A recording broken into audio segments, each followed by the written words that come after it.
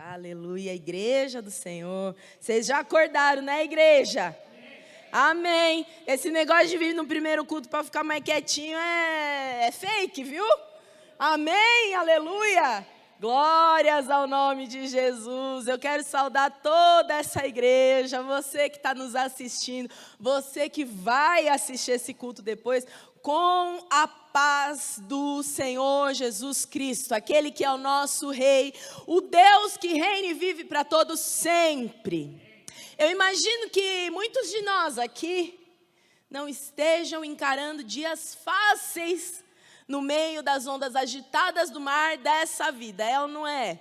Eu não sei, mas assim, geralmente, se você perguntar para 100 pessoas, 100 vão ter alguma coisinha de agito nessas ondas do mar. Parece que essa tempestade nunca vai passar. Mas é no meio dessas tempestades que a gente declara como igreja a paz do Senhor. Aleluia, João. Quando foi escrever o seu evangelho, ele decide registrar um momento que para a gente fica muito marcado como um dos mais tempestuosos da vida dos discípulos. Muito mais tempestuoso do que o momento em que eles estavam no barco no meio daquelas tempestades. Muito mais. Por quê? Porque Jesus ele tinha acabado de ser condenado e executado. Era um domingo. E aí os burburinhos que tinham surgido é que o corpo do mestre tinha sumido, desaparecido.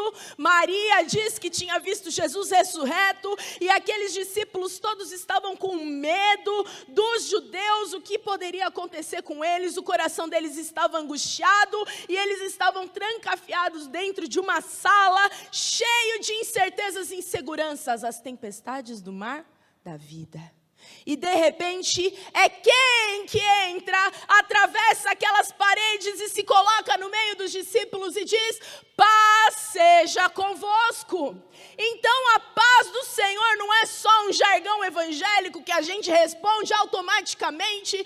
Quando Jesus se coloca no meio daqueles homens, ele logo em seguida mostra as suas mãos perfuradas e o seu lado perfurado, e ele repete: paz seja convosco, assim como o Pai me enviou, eu envio vocês. Olha só o que é que Jesus está querendo dizer aqui. Que ameaça pode roubar de vocês a paz, queridos discípulos? Eu fico imaginando isso, Jesus dizendo isso para aqueles homens: olhem aqui as minhas feridas, olhem aqui o meu lado. Nem mesmo a morte foi capaz de arrancar de nós a paz.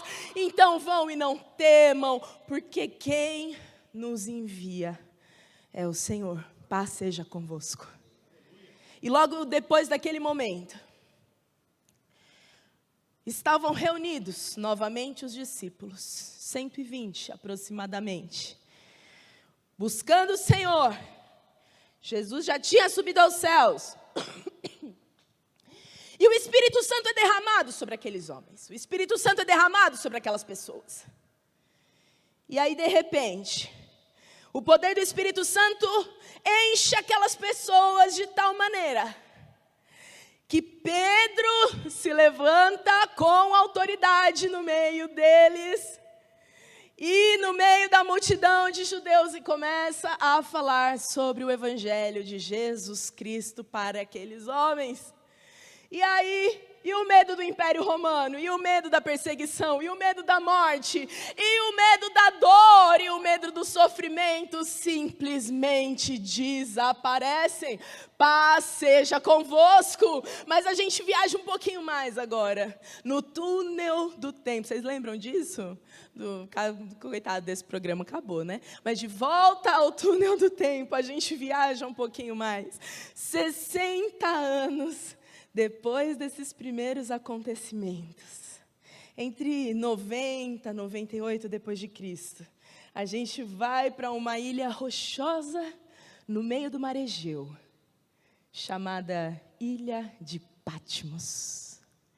E ali naquela ilha, onde iam os condenados pelo império, ficar ali exilados, a gente vai ver um senhorzinho, um velhinho, João, o último apóstolo vivo. Mais uma vez, num domingo. Mais uma vez, ele estava ali, em busca do Senhor, orando ao Pai. E quem ele encontra? Quem se coloca diante dele novamente? Jesus. Jesus se coloca novamente diante de João. Mas agora, esse Jesus que se coloca diante de João, não é mais o Jesus que Isaías descreve como servo sofredor, o homem de dores, o desprezado. Esse Jesus que se coloca diante de João, ele é um Jesus majestoso, ele é um Jesus que é cheio de glória, é um Jesus que anda no meio das 7 igrejas, é o Jesus que carrega as estrelas na palma das mãos, é o Jesus que tem olhos que são como chama de fogo e pés como de latão reluzente, é o Jesus que anda com vestes talares como rei e sacerdote. João conhecia Jesus, ele era amigo de Jesus. A carta de 1 João vai falar, João ele faz uma descrição linda de Jesus como aquele que os olhos dele tinham visto e que as mãos dele tinham tocado, mas esse Jesus que se revela para João é um Jesus que brilha mais do que o sol do meio-dia, é um Jesus que está exaltado nas maiores alturas, aleluia. E esse Jesus, ele fala assim para o querido amigo dele: escreva o que eu vou te revelar. E Jesus passa a fazer a revelação que a gente conhece como Apocalipse. Aquilo que o Pai havia revelado ao Filho Jesus, e Jesus passa a revelar às 7 igrejas. Lembre-se, querido, que 7 na Bíblia é um número muito simbólico. Não é um número literal, não eram apenas as 7 igrejas que aquelas cartas estavam sendo direcionadas, mas o número 7 representa a plenitude e inteireza. Então aqui, Jesus está revelando a sua palavra, a plenitude de todas as suas igrejas, de toda a sua igreja, de todos os tempos, de todos os servos que já passaram por esse mundo e que ainda vão passar até que o Senhor venha. Aleluia. A última coisa que eu quero dizer antes de começar a leitura dessa manhã está lá em Apocalipse 1. Então abra comigo, por favor, e deixa a sua Bíblia aberta. Em Apocalipse, capítulo 1, versículo 1. Olha aí que bênção. Tem 2 informações muito importantes que a gente precisa ter em mente para essa caminhada cristã. E elas estão aqui no livro de Apocalipse 1:1. Então, se você tem assim uma dura preguiça de ler, se você ainda luta contra o pecado da preguiça e principalmente a preguiça de ler a Bíblia, Jesus facilitou para a gente João ainda mais, porque ele colocou aqui já logo no capítulo 1, versículo 1. Então, se você cansar logo no primeiro versículo, não tem problema, medita nele, porque aqui já tem riqueza para mim e para você. E diz assim a palavra do Senhor: revelação de Jesus Cristo, a qual Deus lhe deu, para mostrar aos seus servos as coisas que em breve devem acontecer. Diga breve. Em breve devem acontecer, e que ele, enviando ao seu anjo, deu a conhecer ao seu servo João. Logo de cara aqui a gente recebe 2 informações importantes. A primeira é que Jesus revela aos seus servos. Servos, essa palavra para nós no português, ela chega muito genérica. O que é o servo? O servo para a gente, ele é aquele que serve. Mas no grego não. No grego a palavra é doulos. Doulos não é qualquer tipo de servo. É o mesmo tipo de servo que foi o nosso Senhor Jesus Cristo, que assumindo forma humana, não usurpou ser Deus, mas desceu até as partes mais baixas e tomou a minha e a sua dor. O servo, o doulos, É o escravo mais humilde da casa. É aquele que tem os serviços mais humildes. É aquele que lava pés. É aquele que serve a mesa. O servo é aquele que já não se pertence mais, mas é propriedade do seu Senhor. Então a sua vontade não existe mais, porque é a vontade do seu Senhor que governa. Os outros tipos de servo, eles são assalariados, então eles podem ir e vir quando quiserem. Mas aqui o que Jesus revela, ele não revela esse tipo de servo. O que Jesus está revelando aqui é para o doulos. O servo que não se pertence mais, que não tem mais vontade, deixa de existir, porque ele vive para o seu Senhor. Mas a segunda coisa que aqui, neste único versículo, a gente vai entender, é que o que Jesus revela não é o que pode acontecer, não é o que ele deseja que talvez aconteça. O que Jesus revela aqui é as coisas que em breve devem acontecer. Então, se você ainda está sonolento aí, se você aí na tua casa ainda está sonolento, eu digo para você nessa manhã, desperte, igreja do Senhor, desperte tu que dormes, desperte você que dorme, porque o que o Senhor está revelando aqui vai acontecer e não tardará. Levante-se dentre os mortos, igreja. Desperte, igreja, desperte. Que o seu coração esteja desperto. Mesmo que às vezes a gente sinta cansaço, mesmo que às vezes a gente sinta sono, e a gente durma como aquelas 10 noivas, esposas. Mesmo que isso aconteça, mas você tem que estar preparado, você tem que estar cheio, você tem que estar revestido, porque essas coisas vão acontecer em breve. E ele vem como o leão, e ele vem como o ladrão, e a gente não sabe quando ele vai chegar, mas ele disse que é em breve. Dito isso, abra sua Bíblia agora em Apocalipse 2. Oh, Pai. Aleluia. Aleluia. Carta à igreja em Éfeso. Vamos ler a palavra do Senhor que diz assim: ao anjo da igreja em Éfeso escreva: estas coisas diz, quem é que diz?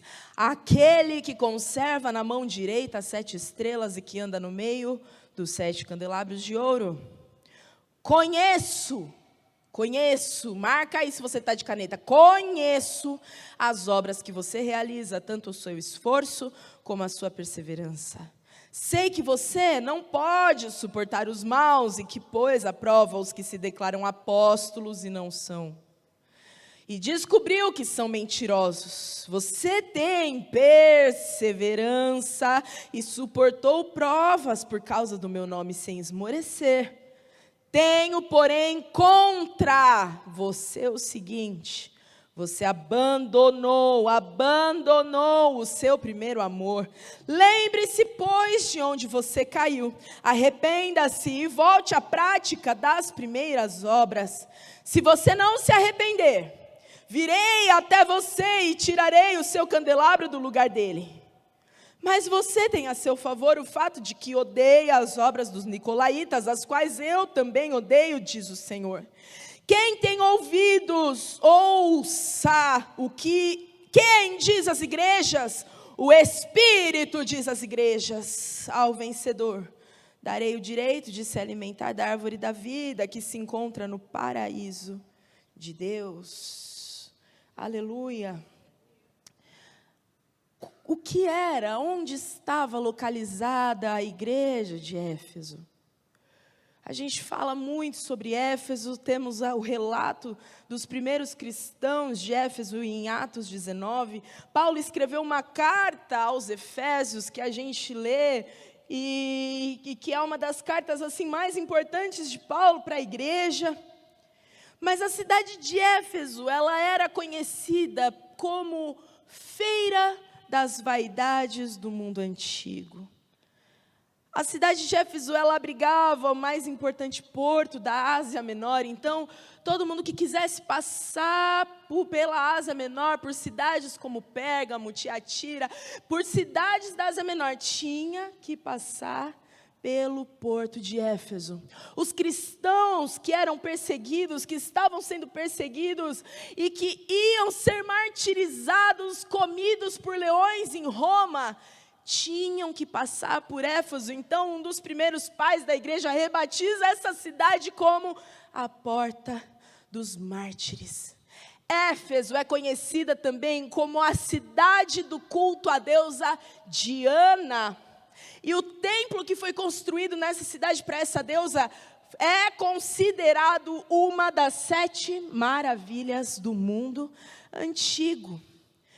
Essa deusa Diana, ela tinha prostitutas cultuais. Então, imagina o que eram os serviços religiosos dentro desse templo. Esse templo abrigava ladrões, esse templo abrigava todo tipo de prostituição e imoralidade. Cidade mais imoral que Éfeso não existia no mundo antigo. E por que eu estou falando tudo isso para vocês? Porque Atos 19 vai relatar as primeiras conversões nessa cidade. A revolução que o evangelho promove em Éfeso é algo maravilhoso. Os bruxos e feiticeiros começam a queimar os seus livros em praças públicas. As pessoas começam a ir. A gente na igreja hoje é super tímido para se converter. Apaga todas as luzes. Fecham-se todos os olhos, porque a gente fica com vergonha de, para a pessoa não se sentir assim, sem graça. E aí, todo mundo de olho fechado, quem quer aceitar Jesus, levanta a mão. Em Éfeso, não. Em Éfeso, as pessoas vão em praça pública e começam a confessar os seus pecados publicamente. Tamanha era a angústia e o desespero dessas pessoas por Jesus, o Nazareno. É isso que Paulo descreve quando em Romanos ele fala que não se envergonha do Evangelho, porque o Evangelho é o poder de Deus. Glórias ao nome de Jesus. E por que eu estou falando tudo isso para você? Porque talvez exista no seu coração uma dúvida sobre até onde o Evangelho de Cristo Jesus pode chegar. Às vezes você olha para uma pessoa ou para você mesmo e você fala, aqui não vai dar. Aqui eu acho que Jesus não entra, aqui eu acho que Jesus não chega. Jesus chegou em Éfeso. Jesus chegou na minha vida.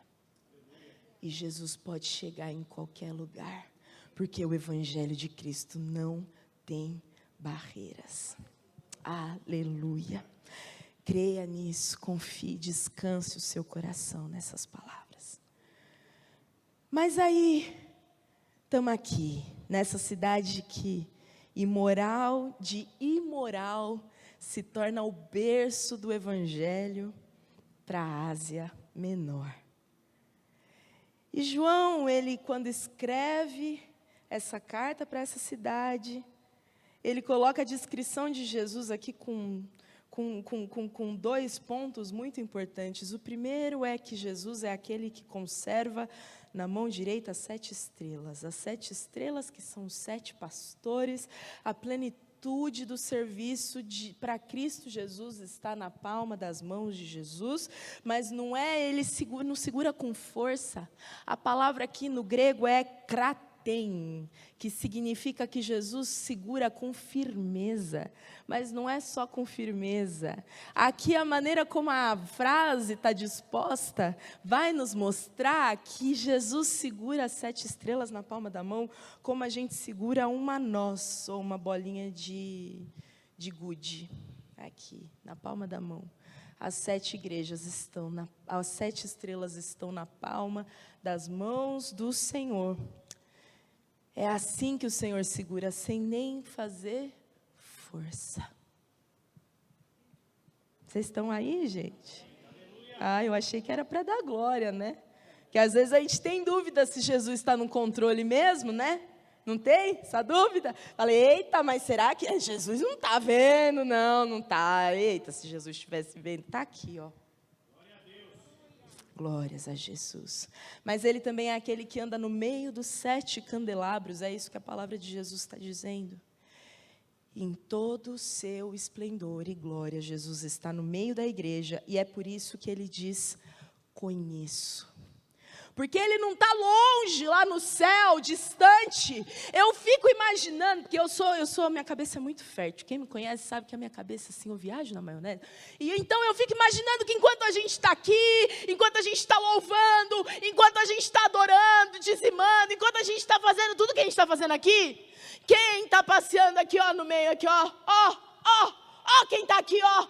Ó quem está aqui, ó, no meio das igrejas, ele anda no meio das igrejas, Jesus anda no meio das igrejas, e é por isso que ele diz, conheço, não é uma opinião, não é uma ideia, nem um conceito que Jesus tem a respeito dos seus, Jesus conhece. Como um bom médico, conhece o diagnóstico após fazer exames e mais exames e mais exames. Jesus aqui dá um diagnóstico para a igreja de Éfeso. Conheço as suas obras. Conheço. E o que ele conhece da igreja de Éfeso como sendo algo louvável? Labor, esforço. Rejeita os maus ensinos, põe à prova aqueles que se dizem apóstolos e não são. Essa igreja era uma igreja que não engolia qualquer coisa, que não aceitava qualquer ensino, que não aceitava qualquer lero-lero, não aceitava. Éfeso era uma igreja com uma ortodoxia saudável, ela não negociava a palavra de Deus. Eu dei risada aqui quando Paulo falou assim, que a gente tem que deixar de governar. Eu dei risada, né? Porque tem um tal aí, um cidadão, que o povo paga grana, uns crentes aí, que não seja você em nome de Jesus, amém. Paga uma grana para esse cara, porque a gente tem que aprender a governar. Governe, nós somos governador, nós somos comandante, os general, nós governamos. Não. Isso é falso ensino. Jesus nos ensina a deixar de governar, porque quem governa, quem tem na palma da mão, é Ele, é o Senhor, aleluia. Então essa igreja, ela sofria. Às vezes eu imagino assim, cristãos de Éfeso apanhando na cara mesmo, sendo aprisionados, sofrendo rejeição, porque eles não negociavam a palavra de Deus. E eles se esforçavam, e eles eram laboriosos. Crente que não gosta de trabalhar, dulos. Lembre-se disso, querido. Se você é um crente que não gosta muito de trabalhar para Deus, até aqui a palavra. Assim diz o pastor Getúlio. Mas Jesus, ele coloca um ponto muito importante. Tenho, porém, contra você, não que você esfriou o primeiro amor, mas que você abandonou o seu primeiro amor. E essa é uma acusação muito, muito, muito grave para a igreja. Às vezes a gente ouve assim, porque tem um monte de jargão de crente. Crente gosta de ter jargão, né? É bom, eu gosto também, eu tenho um monte. Mas a gente fala assim, nossa, porque quando eu estava lá no primeiro amor, eu fazia isso no primeiro amor. Ai, porque na época do primeiro amor, como se fosse assim muito fofo, a gente ter deixado o primeiro amor. Não é para deixar o primeiro amor. E é isso que Deus está falando para essa igreja. Você abandonou o seu primeiro amor.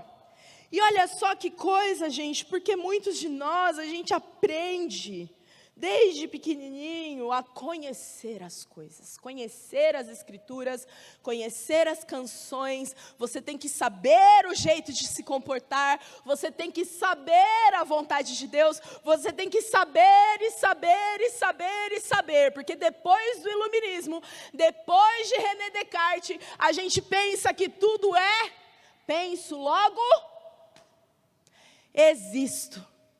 Mas o que Jesus fala para nós é que uma igreja, para existir, ela não tem que ficar pensando muito. Não é a prioridade da igreja pensar.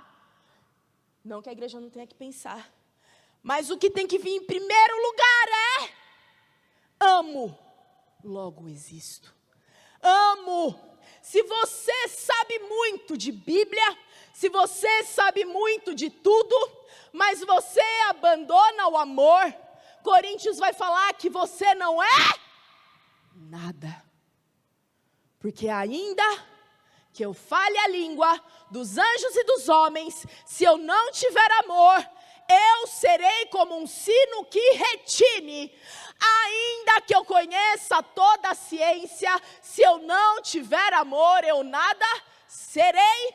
Se eu entregar o meu próprio corpo para ser queimado, se eu não tiver amor, nada me aproveitará. A identidade da igreja está ligada ao amor. Jesus, quando ele é questionado em Marcos sobre qual era o mandamento que englobava todos os outros, vocês lembram dessa passagem? Um escriba chega a Jesus e pergunta a Jesus qual é o mandamento que engloba todos os outros mandamentos. O que Jesus responde para eles, igreja? Amarás o Senhor teu Deus com toda a tua força, com todo o teu entendimento, com todo o teu coração. E amarás ao teu próximo como a ti mesmo. A primeira coisa que a gente precisa ter dentro do nosso coração é amar a Deus acima de todas as coisas. Amar a Deus acima de todas as coisas não é uma sugestão. A sociedade pós-moderna acha que tudo é sugestão, tudo é relativo. Amar a Deus acima de todas as coisas é uma ordenança, um mandamento. Faça rapidamente aí uma sondagem no seu coração, na parte superficial que você conhece, a única que a gente conhece. E responda para você. Pode até assim virar para trás, se a sua cara for denunciar, não estou vendo nada. Você tem cumprido esse mandamento de amar a Deus acima de todas as coisas, acima de todo o seu coração, de toda a sua força, de todo o seu entendimento. A gente passou a tratar o cérebro como a fonte da vida. Então, se eu faço a leitura bíblica 6 vezes por ano, tem que fazer mesmo, viu? Mas você tem que fazer, não é para ser qualquer coisa, mas é porque você ama tanto a Deus, que não há nenhum tipo de prazer em você que supere o prazer de ler a palavra do Senhor. Você está entendendo? Eu não leio a Bíblia para ser reconhecido como espiritual, para dar aula no Instituto Bíblico. Eu não leio a Bíblia para saber o que eu devo ou não devo fazer. Eu leio a Bíblia porque eu amo o meu Senhor. Eu não oro para que as pessoas me reconheçam no ministério de intercessão, né, Vilminha, né, Dena? Não é para isso que eu não oro porque eu tenho a disciplina de orar 3 vezes ao dia, para que eu oro porque eu amo o meu Senhor, e aí não importa o tanto que eu oro, eu posso orar 10 minutos amando a Deus, e eu posso orar 12 horas amando a Deus, mas é porque eu amo a Ele, é porque eu quero estar com Ele, não é porque eu sou crente, não é porque eu sou da Igreja Batista Manaim, é porque eu amo Ele, eu amo o Senhor, como o salmista diz, eu guardo a tua palavra no meu coração, Como a noiva em Cantares diz: filhas de Jerusalém, encontrem o meu amado e digam que eu estou morrendo de amor. É assim que a igreja tem que amar o Senhor. Um dos salmos que mais tem me constrangido, e eu tenho repetido muito ele, é o Salmo 27. Porque Davi ali, ele descreve uma cena que, ainda que um exército se acampe contra mim, o meu coração não teme. E ainda que a guerra se levante contra mim, então, enquanto o exército está só acampado,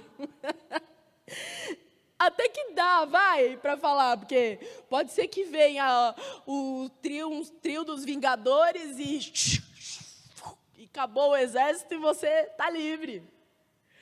Mas e quando a guerra estoura contra você? E quando aqueles milhares de milhares começam a vir na sua direção e você está sozinho ali? O que você faria? O salmista diz: eu só peço uma coisa ao Senhor, que eu possa habitar na sua casa para contemplar a sua beleza todos os dias da minha vida. Amor ao Senhor, amor de todo o coração. Eu jejuo porque é uma disciplina espiritual, claro, mas eu jejuo porque eu amo muito o meu Senhor. E eu quero muito, muito, estar cada vez mais perto do meu Senhor. Porque eu sou um servo que não tem mais vontade nenhuma própria, a não ser a vontade daquele que me chamou, que me amou e que se entregou por mim. Mas não para aí não.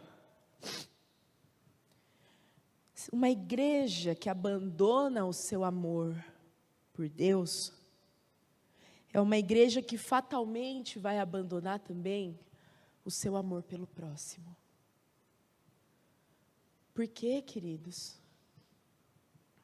Porque se você não consegue amar o teu próximo que você consegue enxergar aqui, como é que você vai amar a Deus que você não vê?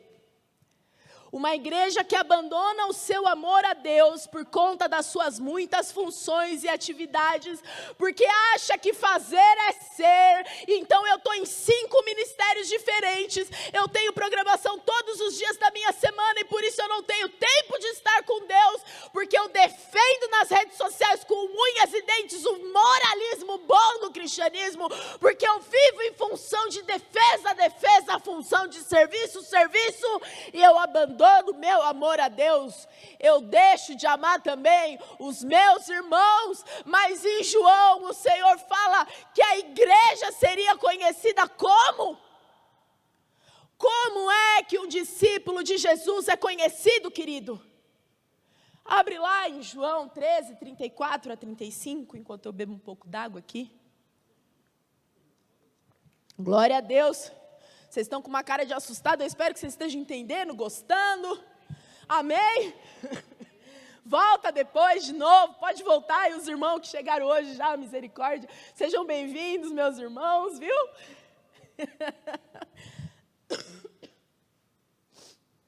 João 13, 34 e 35, Jesus, tá? Diz assim, o mesmo que está lá em Apocalipse, vestido de glória, diz assim: eu lhes dou um novo mandamento, que vocês amem uns aos outros, assim como eu vos amei. Olha, como é que é para a gente amar uns aos outros, pessoal? Como é mesmo? É assim, tipo, te amo, querido, vá na paz. Como é que Jesus te amou? Vamos fazer aqui uma didática pedagógica aqui. Como é que Jesus te amou? Assumindo forma de servo e se entregando na morte de... é assim que é pra gente se amar? Tá bom, assim como eu vos amei, assim como Jesus nos amou, assim a gente deve se amar. E nisto, todos conhecerão que vocês são meus discípulos. Uma igreja que abandona o seu amor a Deus por todas as outras coisas, vai também abandonar o seu amor ao próximo. E aí Jesus fala assim: arrependa-se. Lembre-se de onde você caiu e volte às primeiras obras, senão eu retirarei o seu candelabro do lugar. Essa igreja deixaria de ser igreja de Cristo se ela não voltasse às primeiras obras. Jesus ia retirar o candelabro. E por que Jesus ia fazer isso? Porque uma igreja que não ama Deus acima de todas as coisas e que não ama ao próximo como a si mesmo, é uma igreja que deixou de ser igreja. Deixa de ter, a gente perde a nossa identidade. Se você não está disposto a morrer na cruz pelo seu irmão, se você não está disposto a entregar até a última gota de sangue pelo seu irmão, se você não está disposto a deixar tudo para trás por amor a Deus, você perdeu a sua identidade como crente. Você perdeu a sua identidade. E aí a gente vira o que todo mundo fala assim: igreja não é clube. Viramos. Perdemos amor pelo irmão, perdemos amor por Deus, a gente está num clube. Volte ao seu primeiro amor. Mané Worship, sobe aqui, por favor. Eu louvo a Deus, porque vocês sabem que na igreja eu comecei cantando, né? Então, hoje o gogó... Dançando, não, pula essa parte. Isso aí é uma história, deixa pra lá, vocês não ouviram nada. E aí eu estava assim em casa: Senhor, que música que a gente poderia assim fechar, né? Aí os irmãos cantaram Preciso de Ti. Preciso de Ti é a música da igreja de Éfeso. Porque eles estavam longe. Eles estavam longe. As muitas atividades, as muitas coisas, os muitos pensamentos, as muitas preocupações nos levam para longe. E aí a música fala assim: distante de Ti eu não posso viver. Não vale a pena existir. Não vale a pena ser igreja longe de Deus. Não vale a pena. A gente não está indo para a Nova Jerusalém Celestial porque a gente quer se livrar do capeta e do fogo do inferno.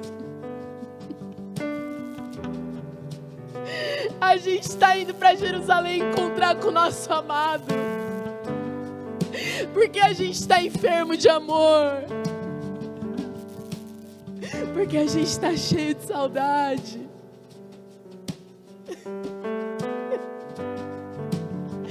Como é que está o teu coração aí nessa manhã? Essa pregação, ela é para 2 tipos de pessoas. O primeiro grupo de pessoas é aquele que conheceu a Deus e já se relacionou com Deus muito de perto, mas que ao longo da jornada foi sendo sufocado, como aquela plantinha da parábola do semeador, pelos inúmeros cuidados dessa vida. E você precisa que o seu altar seja limpo das cinzas antigas, para que o fogo do Espírito de Deus volte a arder dentro de você. Lembre-se de onde você caiu e volte a praticar hoje mesmo as primeiras obras. Mas há um segundo grupo que precisa responder a uma pergunta vital: eu amo a Deus? Você pode fechar o teu olho aí, ficar de joelho se você quiser. Você precisa responder sinceramente a pergunta: será que eu amo a Deus? Se você está nesse grupo, ore o Salmo 51. Cria em mim um novo coração e renova dentro de mim um espírito inabalável. Nós precisamos do Senhor. Está aqui a tua igreja, Senhor. É o teu Espírito que sonda e conhece os corações. É o teu Espírito que sabe aonde, qual é o solo, aonde esta palavra foi lançada nesta manhã. Mas só o Senhor, Pai, para nos mudar por dentro, para nos fazer entender de uma vez por todas que a fonte de toda a vida é o nosso coração, e esse coração precisa estar no teu altar, precisa estar diante do Senhor, derramado diante do Senhor. Precisamos estar derramados diante do Senhor. Eu leio a Bíblia porque eu amo meu Senhor. Eu sirvo na igreja ou no meu trabalho com a maior excelência do mundo. Não é porque eu sou perfeccionista, não. É porque eu amo meu Senhor. Eu amo o meu irmão a ponto de entregar tudo por ele. Porque eu já recebi tudo do Senhor e eu amo meu Senhor. Não perca o amor de vista. Não perca o amor de vista. Não perca o amor de vista. Faça assim com as suas mãos, como quem recebe. E que o amor do nosso Deus e Pai, que a graça abundante e poderosa do Filho, do glorificado, exaltado e majestoso Jesus Cristo, e que as eternas consolações do Espírito Santo de Deus estejam sobre a sua vida. Volte às primeiras obras. Lembre-te de onde você caiu e volte correndo hoje mesmo. Volte correndo ao primeiro amor. Volte. E que a sua semana seja uma semana de paz, de alegria, de esperança, de novo fôlego de vida, porque Ele é tudo em nós. Ele é tudo em nós. Vão na paz do Senhor, meus queridos, e que Deus abençoe grandemente a vida de cada um.